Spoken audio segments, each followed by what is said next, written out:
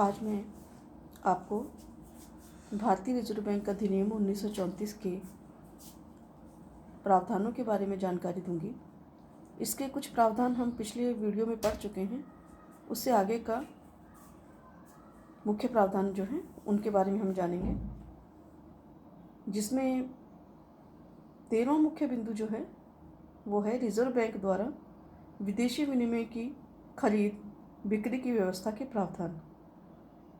Reserve bank अधिनियम की धारा 40 के अंतर्गत प्रदत्त अधिकारों के अनुसार रिजर्व बैंक द्वारा मुंबई, दिल्ली, चेन्नई, कलकत्ता तथा केंद्र सरकार के द्वारा निर्धारित केंद्रों पर समय समय पर निर्धारित शर्तों एवं दरों पर विदेशी विनिमय का क्रय विक्रय किया जा सकता है। इन लेन देनों में रिजर्व बैंक को अंतर्राष्ट्रीय मुद्रा कोष के नियमों तथा उपनियमों का पालन करना भी अनिवार्य होता है। इन लेन देनों में एक प्रावधान यह भी है कि विदेशी मुद्रा के क्रय विक्रय का कोई भी सौदा तत्कालीन निर्धारित सीमा से कम की राशि का नहीं हो सकता। अगला बिंदु है रिजर्व बैंक अधिनियम में भारतीय बैंकिंग प्रणाली नियमन एवं नियंत्रण के प्रावधान। यद्यपि भारतीय बैंकिंग प्रणाली के नियमन के लिए अलग बैंकिंग कंपनीज अधिनियम 1949 बनाया गया है, लेकिन फिर भी रिजर्व बैंक द्वारा देश के केंद्रीय बैंक और शीर्षस्थ बैंक होने के नाते बैंकों ने बैंकर के रूप में काम करता है। यह सभी बैंकों के लिए अंतिम ऋणदाता के रूप में होता है। देश में मौद्रिक और साख व्यवस्था को नियंत्रण करने का काम भी इसी बैंक का होता है। अतः बैंकिंग अधिनियम के साथ साथ रिजर्व बैंक अधिनियम 1934 में रिजर्व बैंक को भारतीय बैंकिंग प्रणाली के प्रभावी नियमन एवं नियंत्रण के लिए कई अधिकार दिए हैं, जिसमें वह वाणिज्यिक विपत्रों एवं प्रतिज्ञा पत्रों का क्रय एवं पुनर्कटौती का कार्य करना है। कृषि कार्यों के लिए वित्त पोषण हेतु लिखे गए विपत्रों तथा प्रतिज्ञा पत्रों का क्रय एवं पुनर्कटौती का कार्य करता है। लघु उद्योगों के वित्त पोषण हेतु लिखे गए विपत्रों की खरीद या पुनर्कटौती का कार्य करता है और राजकीय प्रतिभूतियों को प्राप्त करने अथवा उनमें व्यवसाय हेतु लिखे गए विपत्रों का भी क्रय एवं पुनर्कटौती का कार्य करता है। इसके साथ साथ विदेशी विनिमय बिलों की पुनर्कटौती, प्रतिज्ञा पत्रों की प्रतिभूति पर ऋण या अग्रिम, प्रतिभूतियों पर ऋण या अग्रिम देते समय यह ध्यान दिया जाता है कि संपत्तियों की प्रतिभूति 90 दिन से अधिक की अवधि का ऋण नहीं दे सकता है। अल्पकालीन ऋणों की व्यवस्था भी करता है। अपने यहाँ अनुसूचित बैंकों को अल्पकालीन ऋण प्रदान कर सकता है। अनुसूचित बैंकों द्वारा नगद कोषानुपात एक सीमा तक रिजर्व बैंक द्वारा निर्धारित किया जाता है। अनुसूचित बैंकों द्वारा प्रविवरण प्रस्तुत करने की अनिवार्यता भी दी गई है। ऋण एवं अग्रिम संबंधी सूचनाएं प्राप्त करने का अधिकार रिजर्व बैंक को है। दंड संबंधी व्यवस्था का प्रावधान भी रिजर्व बैंक कर सकता है। बैंक संबंधी आंकड़ों तथा तथ्यों का प्रकाशन भी रिजर्व बैंक करवा सकता है। रिजर्व बैंक बैंकों का बैंक सलाहकार और मार्गदर्शक है। इस हेतु इसे अनेक ये जो अधिकार दिए गए हैं वे उसकी अधिनियम की धारा 17, 18, 42, 45 1, 45B, 45C, 45D और 45E के द्वारा दिए गए हैं। अगला मुख्य बिंदु है बैंकों द्वारा रिजर्व बैंक के में रखे जाने वाले नगद कोषानुपात संबंधी प्रावधान। हर बैंक को अपनी जमाओं, मांग जमाओं जिनमें और सावधि जमाओं की देयताओं का एक निश्चित प्रतिशत रिजर्व बैंक के पास जमा करवाना अनिवार्य होता है। रिजर्व बैंक को इस प्रतिशत दर में समय समय पर परिवर्तन करने का अधिकार है। नगद कोषानुपात में परिवर्तन देश में प्रचलित मुद्रा और साख का नियमन एवं नियंत्रण करने का कार्य भी करता है। रिजर्व बैंक को निर्धारित सूचना देना। रिजर्व बैंक अधिनियम की धारा 42(2) के प्रावधानों के अंतर्गत प्रत्येक अनुसूचित बैंक को हर शुक्रवार के अंत में रिजर्व बैंक द्वारा निर्धारित प्रपत्र में सूचनाएं भेजने का प्रावधान किया गया है। अगर कहीं कोई चूक हो जाती है तो इसे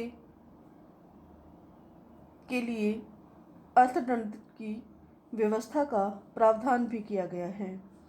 परंतु अगर कोई भौगोलिक व्यवस्थाओं के कारण परिवर्तन होता है तो इसे साप्ताहिक प्रविवरण को 10 दिन के भीतर भीतर अथवा पक्का विवरण जो है उसका माह की समाप्ति के 14 दिन के भीतर भीतर अनिवार्य रूप से रिजर्व बैंक को भेज देना चाहिए। अगला प्रावधान है अनुसूचित बैंक बनने की शर्तें। रिजर्व बैंक अधिनियम की धारा 42(6) में उन शर्तों का प्रावधान किया गया है जिन्हें पूरा करने पर ही रिजर्व बैंक ऐसे बैंकों का नाम अपनी द्वितीय अनुसूची में शामिल करता है। ऐसे बैंकों को ही अनुसूचित बैंक कहा जाता है जिनका नाम रिजर्व बैंक की इस द्वितीय अनुसूची में अंकित होता है।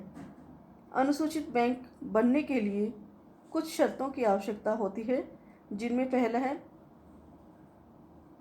ये उस बैंक की प्रदत्त पूंजी तथा संचित कोषों का योग 5 लाख रुपए से कम नहीं होना चाहिए। रिजर्व बैंक को यह विश्वास होना चाहिए कि ऐसा बैंक जमाकर्ताओं के हित के विरुद्ध कार्य नहीं कर रहा है। वह बैंक भारत तथा किसी अन्य देश में बैंक के रूप में पंजीकृत है। इसमें राज्य सहकारी बैंक भी शामिल हैं। तो यदि ये शर्तें पूरी होती है तो उसे अनुसूचित बैंक के रूप में रजिस्टर्ड किया जाता है या दर्ज किया जाता है। बैंकों के तथ्यों का प्रकाशन।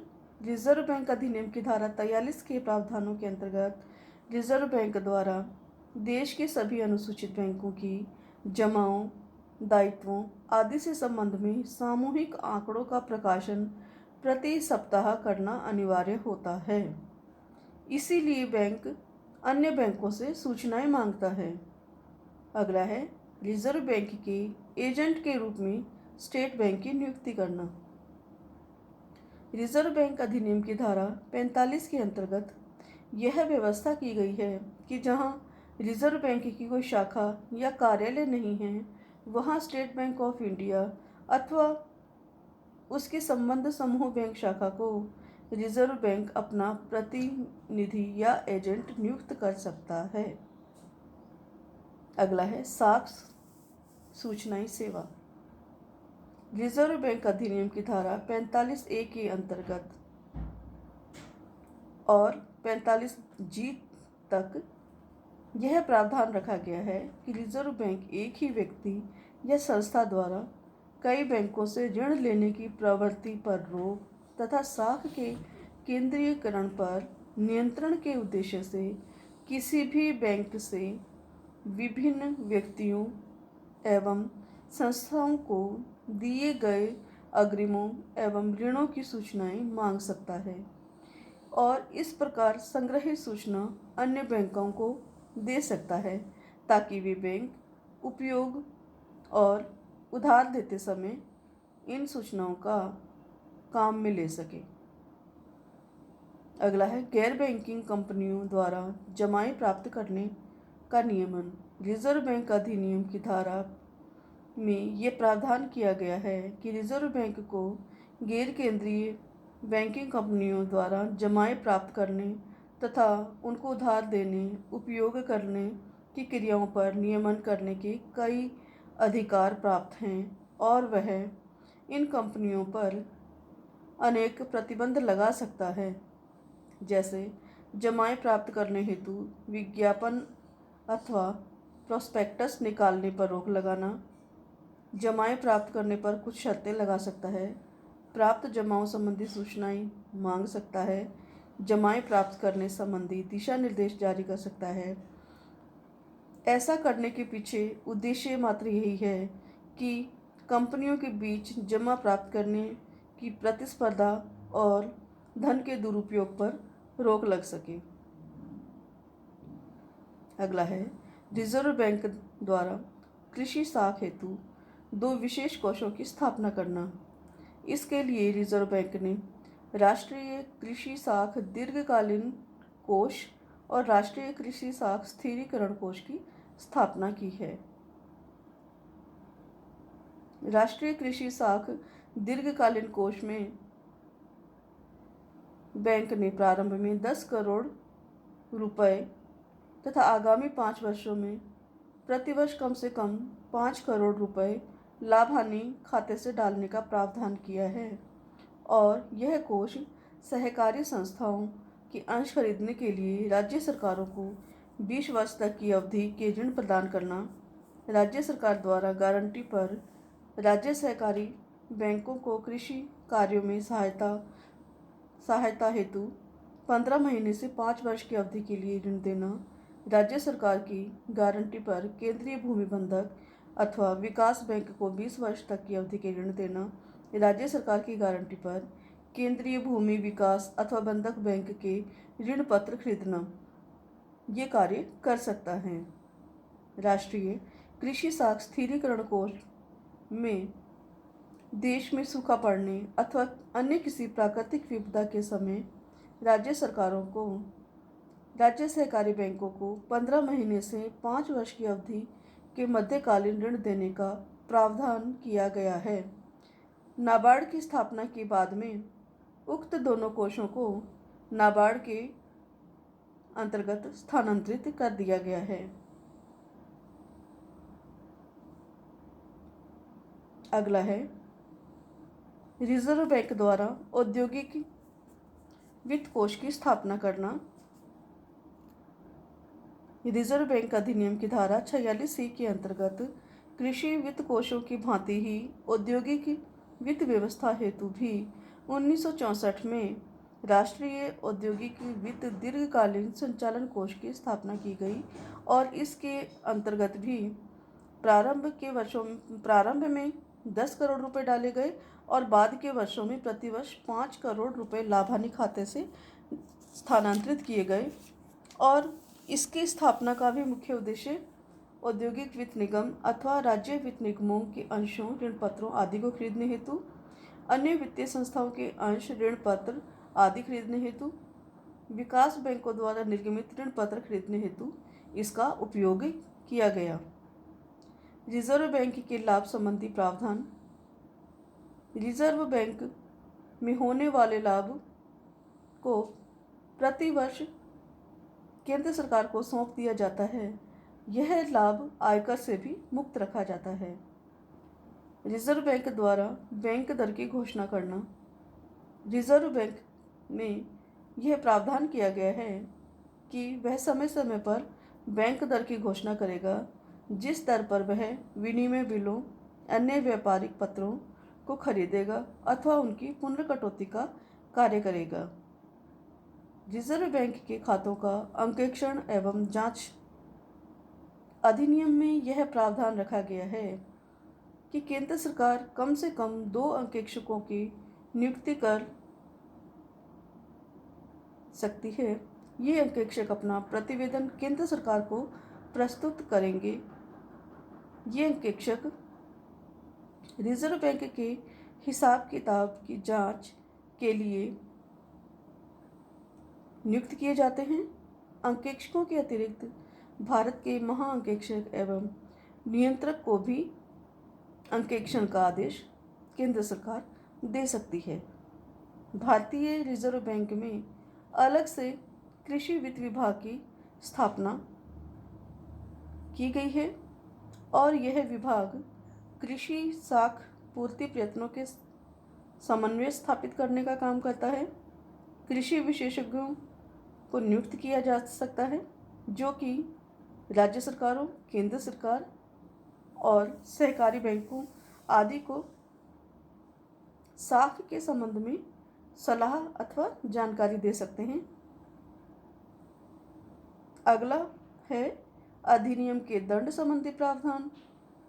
अधिनियम में यह व्यवस्था की गई है कि रिजर्व बैंक को जानबूझकर गलत सूचनाएं देने पर, सूचनाएं न देने पर, सूचनाओं में विलंब करने पर अनेक प्रकार के दंड संबंधी प्रावधान रखे गए हैं, जिसमें जानबूझकर असत्य विवरण देने पर दोषी व्यक्ति को 3 वर्ष का कारावास, आर्थिक दंड अथवा दोनों दिए जा सकते हैं।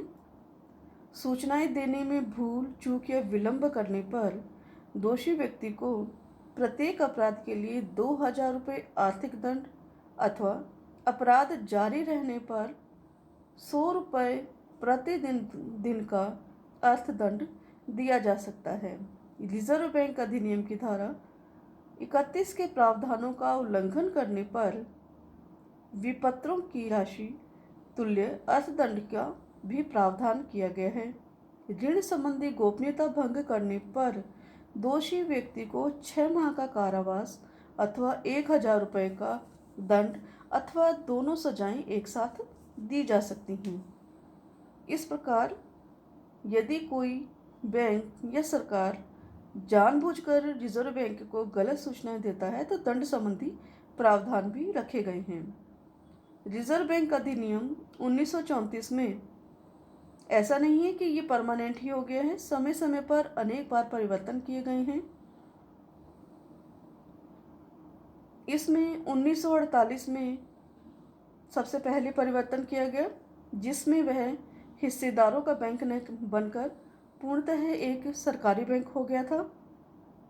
1951 के संशोधन में जम्मू कश्मीर को छोड़कर समस्त भारत पर इसे लागू किया गया था और कृषि बिलों की अवधि 9 माह से बढ़ाकर 15 माह की गई थी। 1953 के संशोधन में रिजर्व बैंक को राज्य सहकारी बैंकों के 16 माह से 5 वर्ष की अवधि के लिए 5 करोड़ रुपए तक के ऋणों को देने का अधिकार मिल गया था। 1955 के संशोधन से कृषि वित्त व्यवस्थाओं हेतु 2 विशेष कोषों, राष्ट्रीय कृषि साख दीर्घकालीन कोष और राष्ट्रीय कृषि साख स्थिरीकरण कोष को स्थापित करने का अधिकार मिल गया था। 1955 के संशोधन के बाद 1956 के संशोधन में नोट निर्गमन की अनुपातिक कोष प्रणाली के स्थान पर न्यूनतम कोष प्रणाली को अपनाया गया था और 1964 के संशोधन में राष्ट्रीय औद्योगिक साख दीर्घकालीन कोष की स्थापना का अधिकार मिला। 1965 के संशोधन में रिजर्व बैंक को राज्य सहकारी बैंकों को भी अनुसूचित बैंकों की सूची में शामिल करने का अधिकार प्राप्त हो गया था। 1974 के संशोधन में देयताओं की परिभाषाओं में परिवर्तन किया गया और 1977 के संशोधन में रिजर्व बैंक को अतिरिक्त नगद कोष प्राप्त करने का अधिकार मिला, लेकिन इसे 1996 में समाप्त कर दिया गया।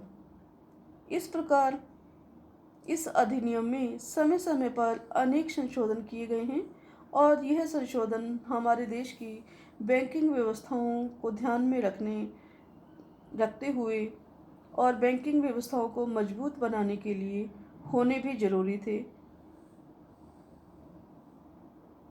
इस प्रकार इस संपूर्ण वीडियो में आपने रिजर्व बैंक के अधिनियम की मुख्य मुख्य बातों के बारे में जानकारी प्राप्त की है। आशा है आपको समझ में आया होगा।